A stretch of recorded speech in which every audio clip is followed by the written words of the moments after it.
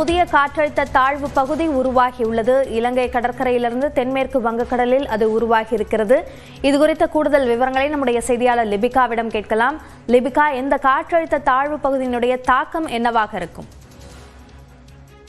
அபிநயா, தமிழகத்தில் தற்போது வடகிழக்கு பருவமழை தொடங்கி பெய்து வருகிறது. தொடர்ந்து தற்போது வடகிழக்கு பருவமழை தொய்வு நிலையில் இருந்த நிலையில் மீண்டும் தீவிரமடைய தொடங்கி இருக்கின்றது. இந்த நிலையில் இன்று காலை 8:30 மணிக்கு இலங்கை கடற்கரையில் இருந்து தென்மேற்கு வங்கக்கடல் பகுதியில ஒரு காற்றழுத்த தாழ்வு பகுதி உருவாகி இருப்பதாக இந்திய வானிலை ஆய்வு மையம் ஒரு தகவல் தெரிவித்திருக்கின்றார்கள்.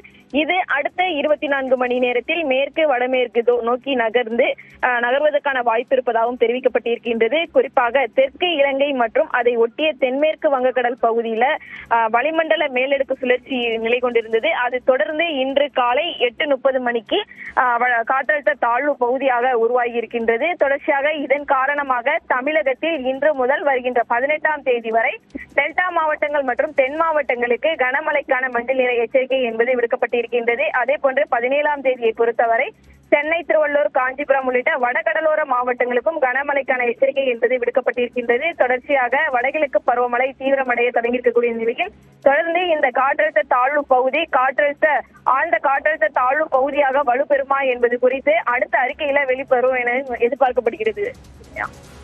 நன்றி லிபிகா. இது தொடர்பான பல்வேறு தகவல்களை நம்மோடு பகிர்வதற்காக தனியார் வானிலை ஆய்வாளர் திரு பிரதீப் ஜான் நம்மோடு இணைப்பில் இருக்கிறார். அவரோடு பேசலாம். சார் வணக்கம். இந்த காற்றழுத்த தாழ்வு பகுதி அதிக மழையை தமிழ்நாட்டிற்கு கொடுக்குமா? நீங்கள் ஏற்கனவே 17ஆம் தேதியிலிருந்து அதிக மழையை எதிர்பார்க்கலாம் என்று சொல்லியிருந்தீங்க. இப்போ அதை வலுப்படுத்தும் விதமாக தான் இந்த காற்றழுத்த தாழ்வு பகுதியை பார்க்கணுமா? நமக்கு முதல்ல 2 நிகழ்வு நடக்க போகிறது. முதல்ல இந்த காற்றழுத்த பகுதியை பார்க்கிறோம். இது கடலோர மாவட்டங்கள், அதாவது நம்ம டெல்டா பகுதியில நாளை, அதாவது டெல்டா பகுதியில பொறுத்த வரைக்கும் 16ஆம் தேதி மாலையோ இல்லாட்டி மதியமோ மழை ஆரம்பிக்கும்.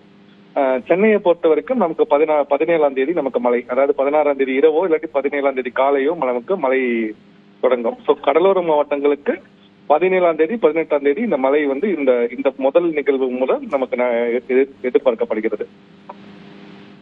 ஓகே, இப்போ இந்த காற்றழுத்த தாழ்வு பகுதி இன்னும் வலுவடைவதற்கான வாய்ப்பு இருக்கா? இந்த காற்றழுத்த பகுதி பாத்தீங்கன்னா இது புயலாகவோ இல்ல இதுவாகவோ மாறதுக்கான வாய்ப்பு மிக குறைவாக இருக்கிறது பாக்குறோம்.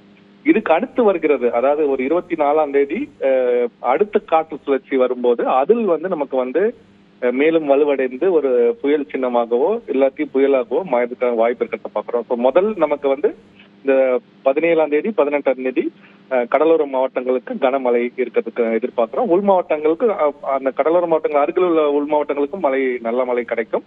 அதுக்கு அடுத்து 23ஆம் தேதி திருப்பி அடுத்த நிகழ்வு வரும்போது திருப்பி ஒரு காற்றழுத்த சுழற்சி நமக்கு வட தமிழகத்துக்கு அருகே டெல்டா பகுதியில இருந்து நமக்கு மேல வரைக்கும் நமக்கு கனமழை. 2 நிகழ்வுகள் நம்ம பார்க்க போறோம். முதல்ல 17, 18, அதுக்கப்புறம் 2 நாட்கள் நமக்கு மழை கொஞ்சம் கம்மியா இருக்கும். திருப்பி 21, 22 திருப்பி மழை தொடங்கும். 24, 3 நாளுக்கு அப்புறம் அடுத்த காற்றழுத்த சுழற்சி மூலமாக அது மிக கனமழை, அதி கனமழை கூட நம்ம எதிர்பார்க்கலாம்.